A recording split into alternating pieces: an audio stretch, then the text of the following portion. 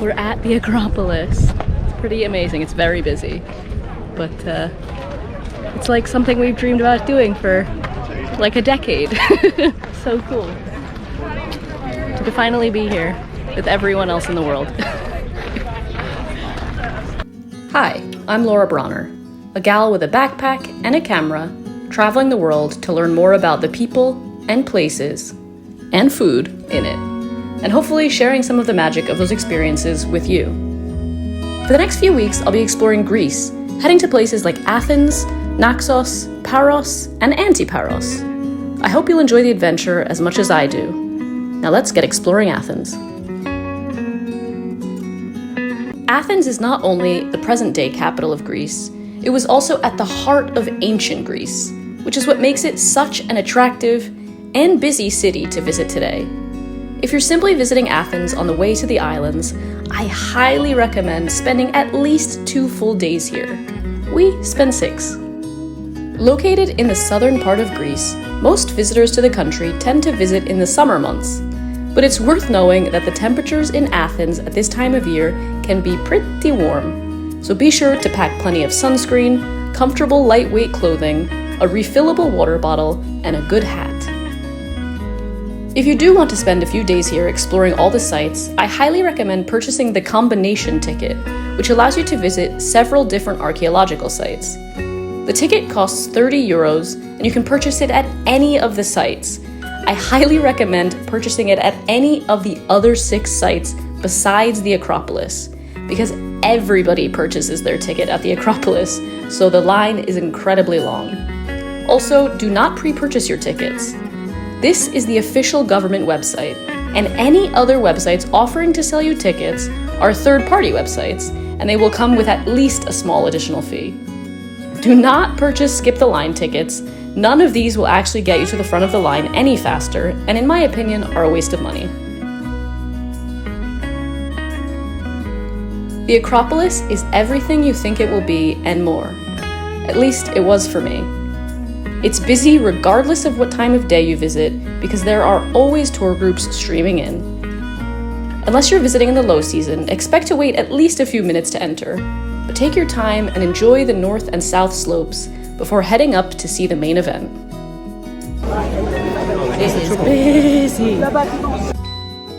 You can spend as much time as you want exploring the ruins. There are plaques to read more about the history, there's a water fountain up here to refill your water bottles, but there isn't much shade, so definitely wear a hat and sunscreen.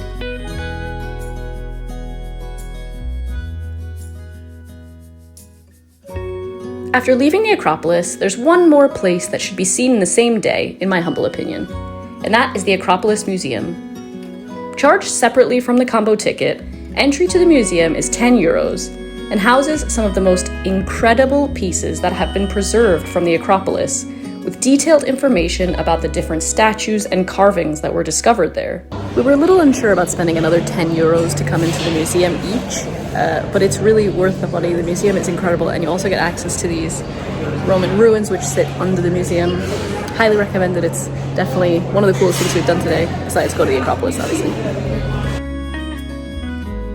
You can then take a stroll through the Plaka neighborhood, which sits at the base of the Acropolis and is one of the oldest neighborhoods in Athens.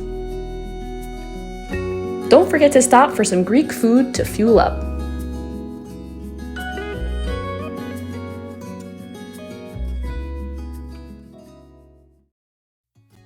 Your second day in Athens should be all about the other sites. I actually did this the day before we went to the Acropolis, which I quite enjoyed, so choose whichever order of visiting that you want. Take the metro to Monastiraki, or simply walk here if you're staying nearby. And from here, you can really see quite a lot of Athens in a day. The Ancient Agora is perhaps the second most visited archaeological site after the Acropolis. But after the crowds at the Acropolis, it feels like you have this place all to yourself. From the 6th until the 1st century BC, the Agora was the center of the government. It was home to healthy debates, judiciary decisions, it was a place of worship, and it was a marketplace. After the Agora, it's a short walk over to Hadrian's library. As the name suggests, this library wasn't built by the Greeks, but by the Roman Emperor Hadrian back in 132 AD. Then, only a few blocks away, you have the Roman Agora, home to the Gate of Athena, and an octagonal tower dating back to 11 BC. When you leave Hadrian's library, you're not far from one of the most famous souvlaki spots in town, Kostas. Sometimes there's a line at the door, but it moves quickly and it is well worth the wait. Then you'll have plenty of energy to head to the next stop, the archaeological site of Kerameikos, also called Kerameikos, meaning ceramics. This is the neighborhood in Athens where all of the potters lived. But this archaeological site is a cemetery, and was in fact the largest cemetery in all of Greece. This place, we have it literally almost completely to ourselves. If we've walked past like two other couples walking around, it is like the hottest part of the day now. So people are probably relaxing indoors. However, it's a great time to come. It's got a nice breeze. And there's water, free water fountains everywhere. So you can always top up your water and stay hydrated and continue exploring. It's not too hot. It's roughly 35 degrees today at the height. So feels good after after that Lithuanian winter. If you like lamb chops and you want to enjoy the best in town, you have to head here. Google location links to all of the restaurants in this video are in the description below.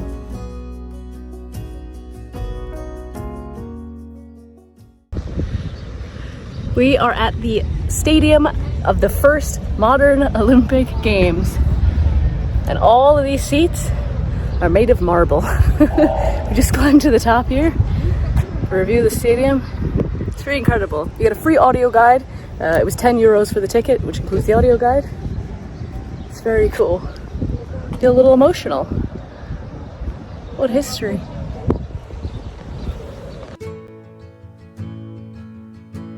The Panathenaic Stadium is the only stadium in the world made entirely of marble, and it was home to the very first modern Olympic Games in 1896.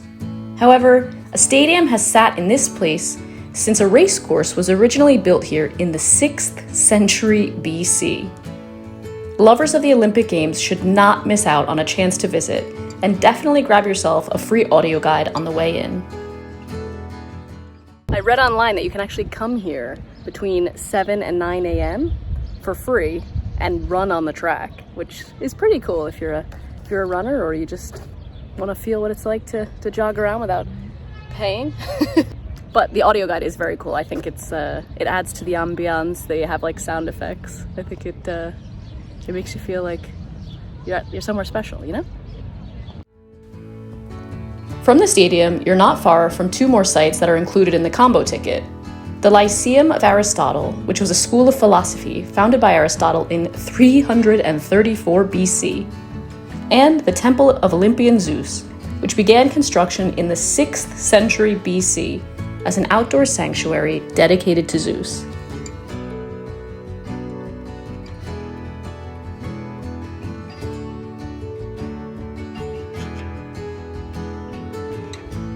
Just outside of the Temple of Zeus complex, and completely free to visit, is Hadrian's Gate, an arch that is believed to have been built around 132 AD to celebrate the arrival of the Roman emperor to the city, and to thank him for all he had done for the city up until then. After all this sunshine and walking, it was time to fuel up at another kebab shop, this time confusingly called O Kostas. This one also had a line which took about 20 minutes, and by the time we got to the front, there was only enough for us to have one each.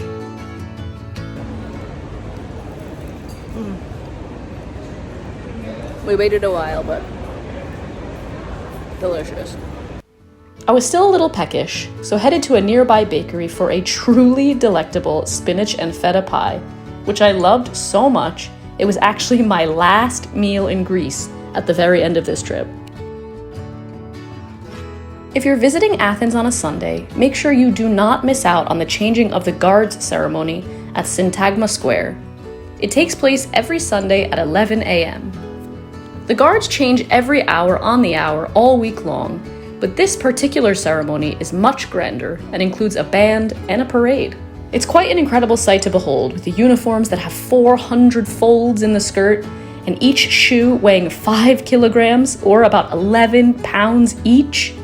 However, it's also a very popular and free thing to do in Athens, so be sure to arrive early and get a good spot, and expect that some people may want to shimmy their way in front of you at some point.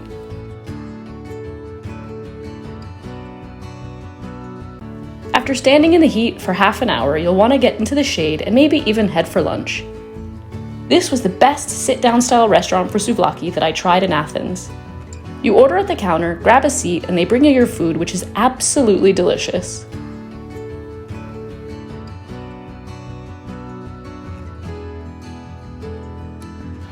For dessert, head a block down the road to Lycabettus for Greek donuts. I got mine with praline, and it was decadent and delicious. We are walking up Lycabettus Hill, which is one of the highest viewpoints. There's several hills around Athens. This one is supposed to give you some incredible views. There is a cable car. It's 10 euros round trip or 7 euros each way. So we thought, well, it's only 34 degrees Celsius, we'll walk. So we're about halfway up now and we can already get some pretty incredible views. So let me show you.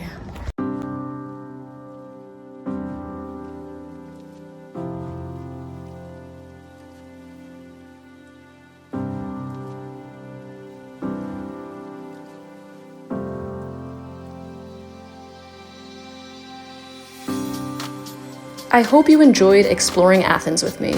If you have any questions or somewhere that wasn't included in this guide that people shouldn't miss, be sure to let us know in the comments below. Thank you as always for watching, and I will see you next time as we brave the busy summer ferries to the island of Naxos. Bye!